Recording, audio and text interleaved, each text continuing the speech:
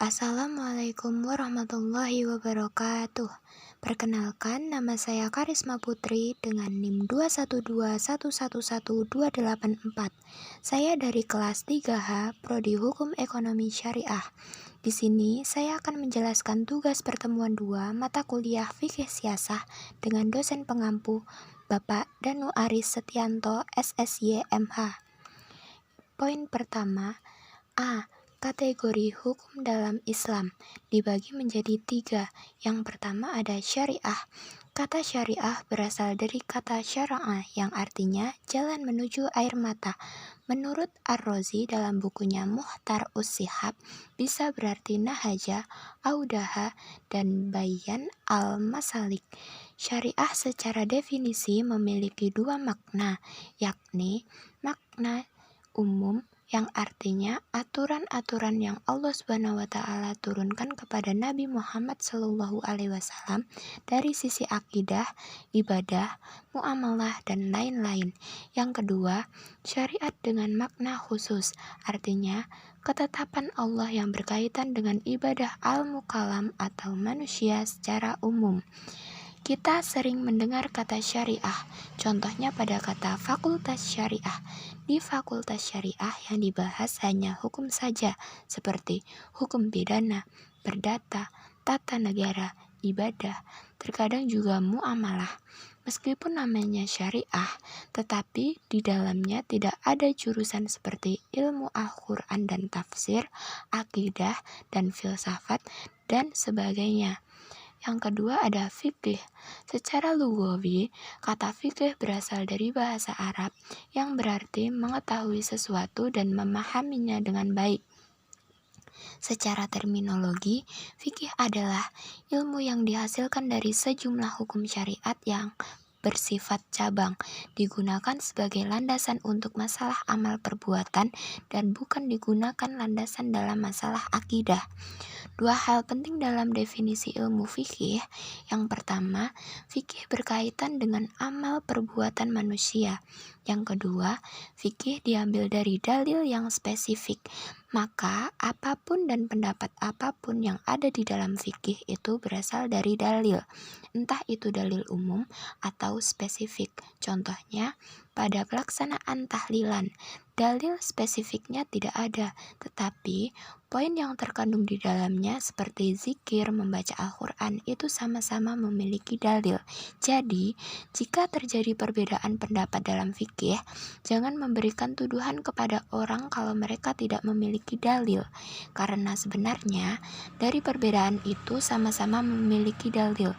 Hanya saja, letak bedanya bisa saja pada pemahaman mereka terhadap dalil tersebut atau yang lainnya. Yang ketiga ada hukum Islam. Kata hukum berasal dari Arab, yakni hukum, yang berarti menolak. Dari sinilah terbentuk kata al-hukum yang berarti menolak kezaliman atau penganiayaan. Kata hukum hadir dalam khazanah bahasa Indonesia sebagai upaya pembeda antara hukum yang ada di Indonesia, yakni hukum adat, hukum barat, dan hukum Islam. Definisi hukum Islam adalah segala bentuk aturan yang dibuat oleh Allah untuk umatnya yang dibawa oleh Nabi Muhammad, baik hukum yang berhubungan dengan akidah maupun amaliyah yang dilakukan oleh umat muslim. Hukum Islam memiliki sumbernya, yakni yang pertama ada Al-Quran yang memuat perintah, larangan, anjuran, kisah Islam, ketentuan, hikmah, dan lain-lain. Maka dari itu, Al-Quran menjadi landasan utama untuk menetapkan suatu syariat. Yang kedua ada Al-Hadis, segala bentuk sesuatu yang berlandaskan pada Rasulullah SAW. Yang ketiga ada Ijma, adalah kesepakatan seluruh ulama mujtahid pada suatu masa setelah zaman Rasulullah atas sebuah perkara dalam agama. Dan yang terakhir ada qiyas, yang menjelaskan sesuatu yang tidak ada dalil nasnya dalam Al-Quran maupun hadis dengan cara membandingkan. Hukum Islam terbagi menjadi beberapa macam, yaitu 1. Wajib, artinya sesuatu yang harus atau diwajibkan untuk melakukannya. Yang kedua, sunnah, yaitu sesuatu yang bila dikerjakan akan mendapatkan pahala dan jika ditinggalkan tidak akan mendapatkan dosa. Yang ketiga, haram, yaitu sesuatu perbuatan yang wajib ditinggalkan. Yang keempat, makruh, yaitu sesuatu perbuatan yang jika meninggalkan itu lebih baik daripada menjalankannya. Yang kelima, mubah, yaitu suatu perbuatan yang dibolehkan agama antara mengerjakan atau meninggalkannya.